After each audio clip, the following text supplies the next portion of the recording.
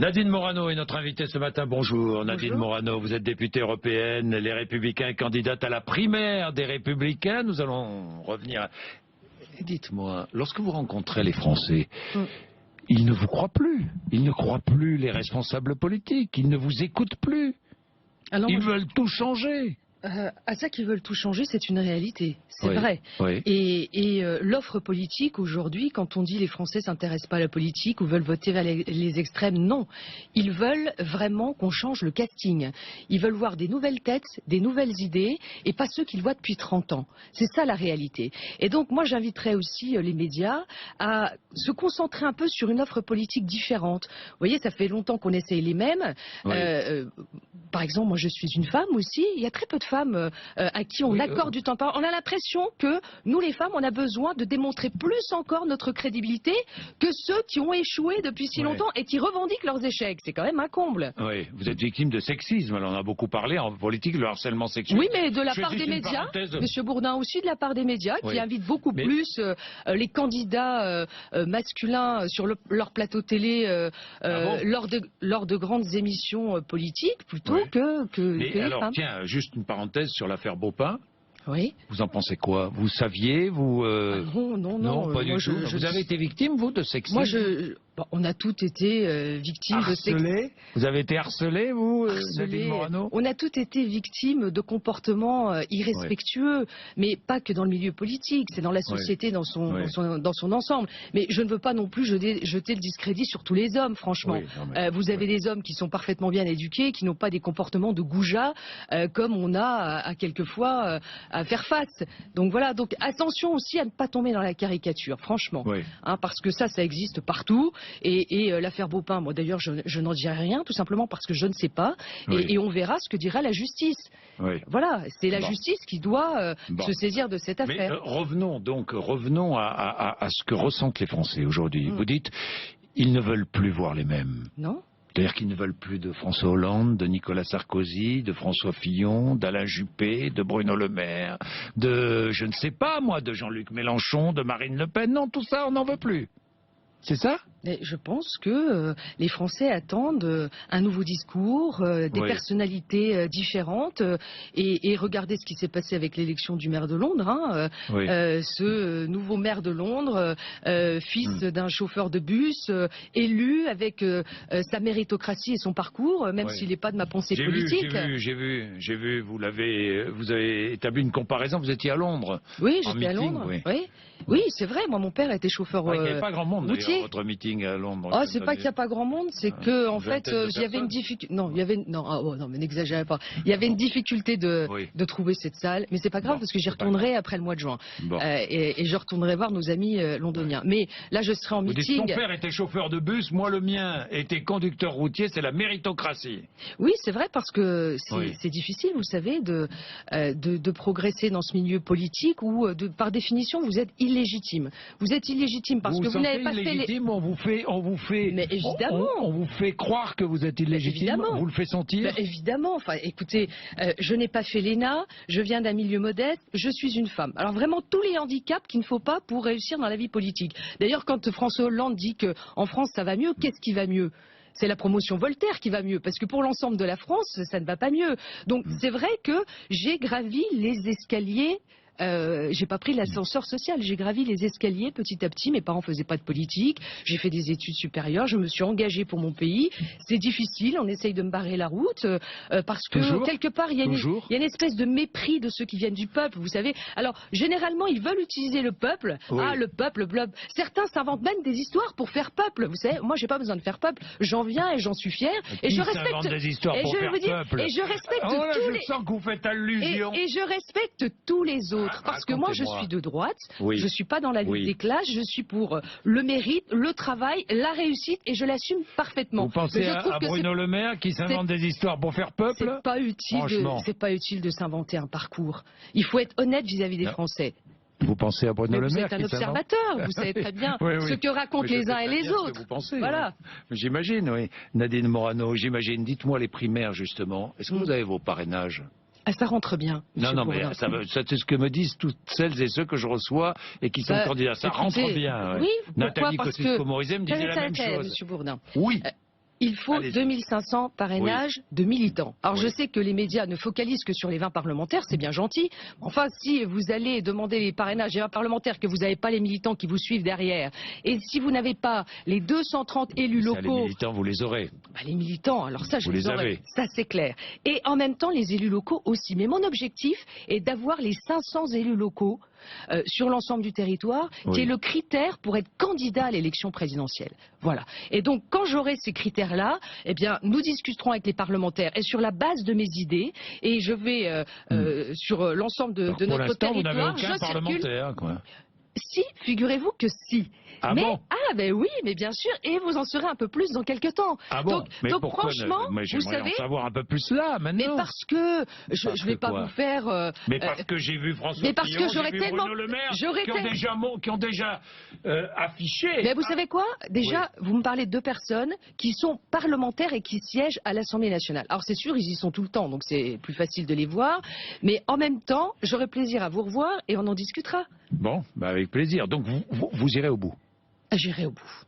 Ouais. Mais c'est pas pour moi, vous savez. Ouais. Moi, au départ, j'ai jamais rêvé d'être candidate à l'élection présidentielle. Mais j'en peux plus de voir à quel point mon pays est en train de s'enfoncer dans le déclin. Mais vous avez vu dans quelle situation se trouve la France aujourd'hui? Le quinquennat de François Hollande est un désastre. C'est pathétique. Pathétique. Regardez ce qui vient de se passer encore une fois avec le 49.3 sur la loi El Khomri. Vous l'auriez voté? Vous auriez voté la censure? Bah, évidemment, mais franchement, vous vous rendez compte que le gouvernement a sauvé sa tête d'un cheveu? Il a manqué 2 signatures de personnalités de gauche pour faire tomber ce gouvernement. Mais dans quelle situation se trouve aujourd'hui la majorité de François Hollande? Il n'en a plus. C'est dramatique. Ce qui se passe en France, c'est dramatique. Alors je ne vous parle même pas de l'image qu'on donne à l'extérieur.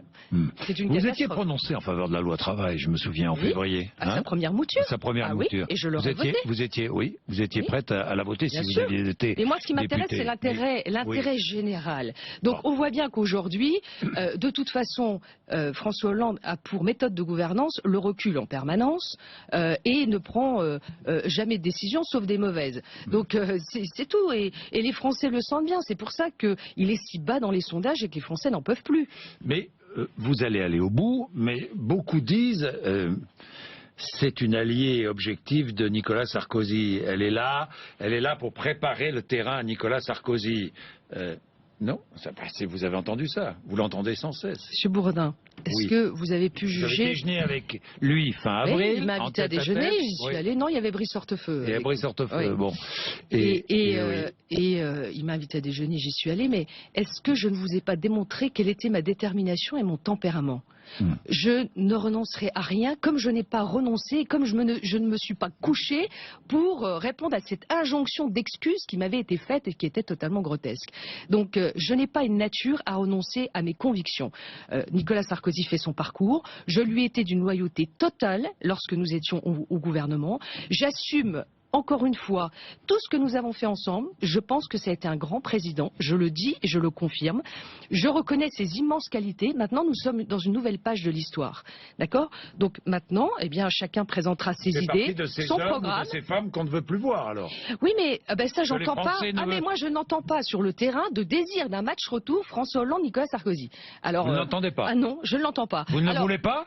Mais je n'ai pas, Monsieur Bourdin, à le vouloir, tout simplement parce que nous sommes en démocratie et que chacun est libre de faire ce qu'il veut. Mais si je voulais qu'il revienne, je ne serais pas candidate, Monsieur Bourdin. Oui. Voilà. Donc vous ne voulez pas qu'il revienne. Mais encore une fois, c'est sa liberté. Bon. Je dis qu'il a des grandes qualités, mais aussi il fait des erreurs. La preuve, j'en suis l'incarnation humaine de ce qu'il a fait comme erreur, à savoir mettre dehors quelqu'un d'une élection régionale, alors que je n'ai eu aucune plainte contre moi, alors que, vous voyez, j'étais au Parlement européen hier, j'ai rencontré une députée marocaine qui m'a dit qu'elle m'avait regardé au cours de cette émission chez Ruquier, qu'elle m'avait trouvé très bien, et qu'elle m'a dit qu'il n'y avait aucune once de racisme dans vos propos. Et elle me dit, je soutiens votre combat contre l'islam radical. On a besoin de vous, que vous engagiez pour les femmes, contre le voile intégral et contre la soumission des femmes. Et c'était une députée marocaine qui était hier au Parlement européen. Tous des lâches. Beaucoup. C'était le titre de votre livre, mais vous avez changé le titre? Non? franchement. C'est pas que j'ai changé le titre, Alors, mais je sens que allez-y. vous l'attendez avec impatience. Non, oui, Si, allez-y. si. Tous des lâches, c'était le titre au départ. Non, c'était pas... Oh Honnêtement, c'est pas le Non. titre. Non. Est-ce que ce n'était pas le titre au départ? Ah, mais vous Vous pouvez verrez. pas me dire le contraire. Vous verrez. Vous savez bien. Vous verrez. Je sens que vous l'attendez avec Non, impatience. j'ai aucune impatience. Mais vous avez je tort. vous demande simplement. Parce que justement, Ah bon? le temps de préparation fait que le produit fini sera... Ce livre devait sortir là. Oui, Oui, j'ai réécrit quelques chapitres. oui, Parce qu'il s'est passé quelques événements. oui. Voilà. Ah, les fameux événements.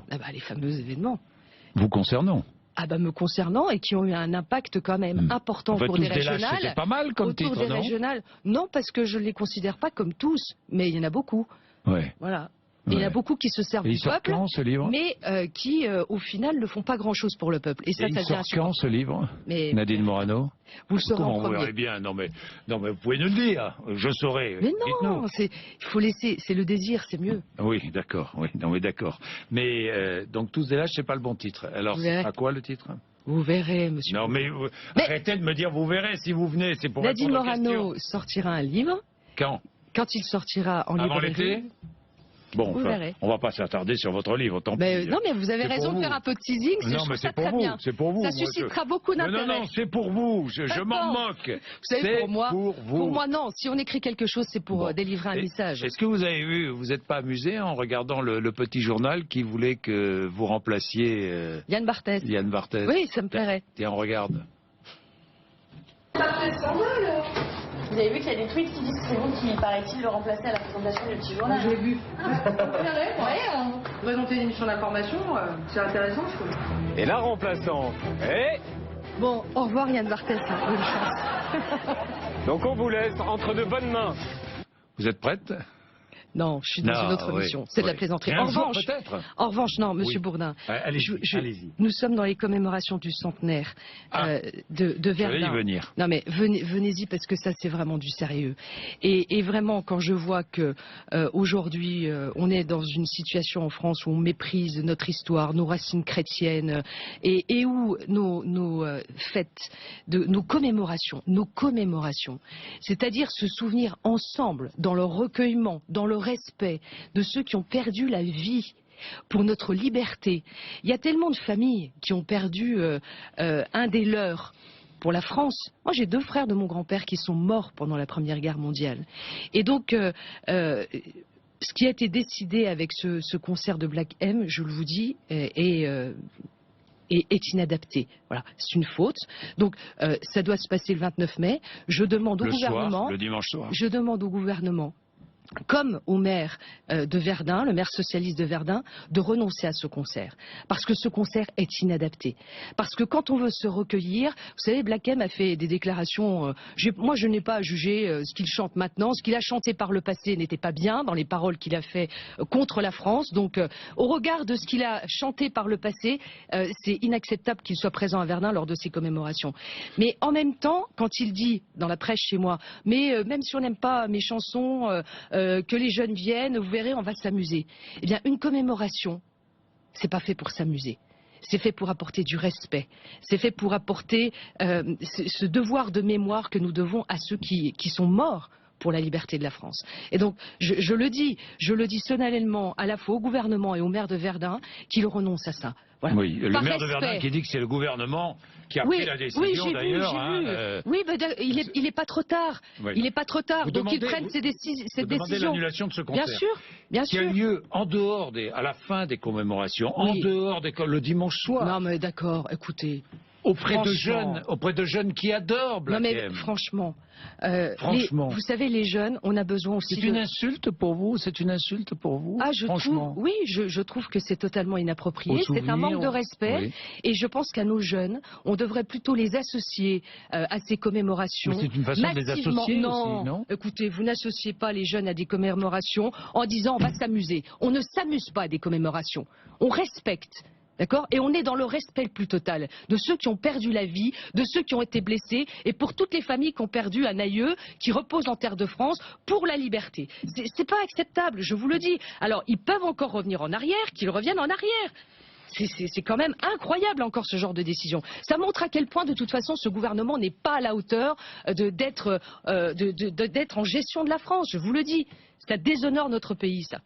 Bien, Nadine Morano, vous parliez des racines chrétiennes de l'Europe. Vous avez vu ce qu'a dit Pierre Moscovici, mais il s'est expliqué dans une tribune. Vous avez lu? Non. Dans la tribune... dans sa tribune du Figaro. Ouais, non, mais déjà rien que ce qu'il a dit.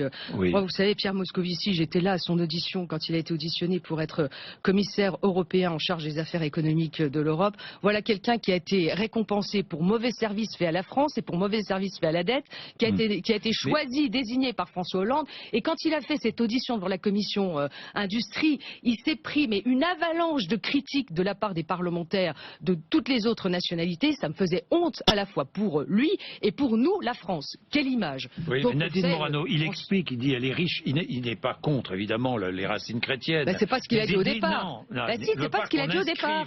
Qu'on inscrit. Est-ce qu'il faudrait inscrire Oui, moi je suis favorable dans la Constitution française? Oui, c'est une de propositions que j'ai faite de l'inscrire à l'article 1er de la Constitution et de commencer comme ça. Pourtant, la France a des racines chrétiennes. Voilà. Oui. Point. Mais et l'article continuer l'article. 1er dit la République française assure l'égalité oui, devant la loi de tous les citoyens sans distinction d'origine ou de religion.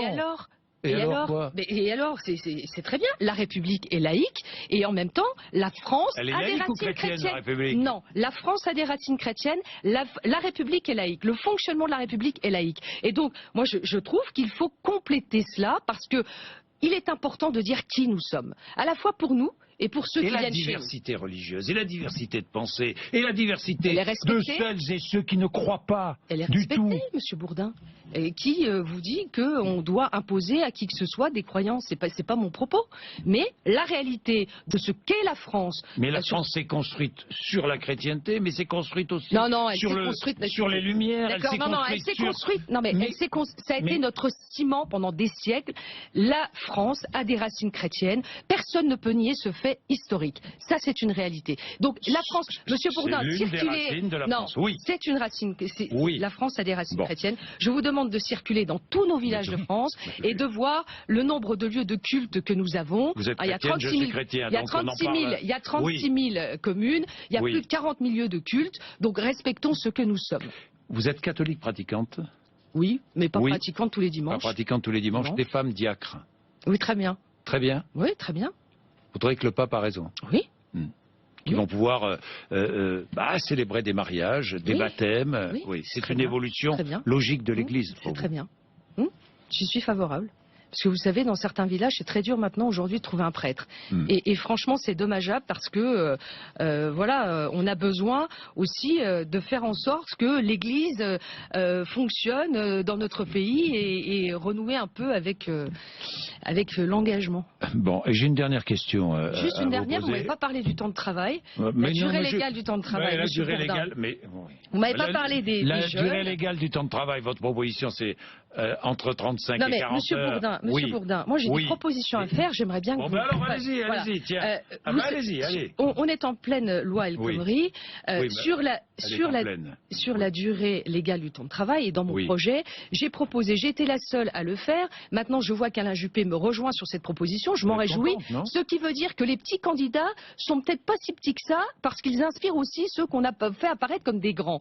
Alors, sur la durée légale du temps de travail, j'ai proposé une fourchette entre 35 et 40 heures, à charge pour l'entreprise de se définir sa durée légale à travers un référendum d'entreprise. Ça me semble important parce qu'il faut à la fois donner de la souplesse et de la liberté. Sur l'emploi des jeunes, vous savez que la difficulté pour un jeune, à chaque fois qu'il veut trouver un travail, on lui dit oui, mais 2 ans d'expérience, 3 ans d'expérience. Pourquoi? Parce que former un jeune qui entre dans une entreprise, qui n'a encore pas d'expérience professionnelle, ça a un coût. Et moi, je propose un dispositif zéro charge pour les jeunes qui sont embauchés sur un contrat de minimum 3 ans et voire un CDI, parce que d'ailleurs, je dis le minimum 3 ans, mais moi je souhaiterais qu'on remette à plat cette histoire de contrat du travail, puisque j'ai toujours été favorable au contrat unique d'embauche. Et je crois qu'à partir de ce moment où on arrivera à mettre en place ce dispositif, on n'aura plus de problème. Contrat unique avec droit progressif comme en Italie.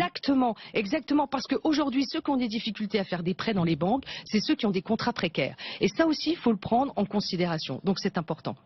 Alors moi, j'aurais peut-être une Alors, très dernière vite, remarque, parce qu'il est M. Bourdin. 56. Oui, tiens, Vous allez-y, me allez-y. parliez de parrainage, Oui. qui est la première étape, parce que pour Oui. l'instant, nous sommes candidats à la candidature. Oui. Je vous propose d'organiser ici à BFM un débat avec les candidats à la candidature. Comme ça, on verra ce que chacun a proposé, ce que chacun a dans les tripes, Mais et peut-être qu'on verra que Nous aurons un Non, débat c'est une après. fois. Oui. Après, moi je vous propose de le faire avant. Parce que comme ça permettra aussi à nos militants, nos adhérents, à nos élus, à nos parlementaires, de voir un peu ce qu'ont les candidats petits, grands, moyens à proposer, quelle est leur différence, quelles sont leurs différences, et Mais est-ce qu'ils aucun ont... des grands candidats ne participera à ce débat, vous le savez bien. Eh bien proposez-leur, on verra. Ça sera intéressant de savoir tous ceux qui vont refuser. Merci Nadine Morano, 8h57.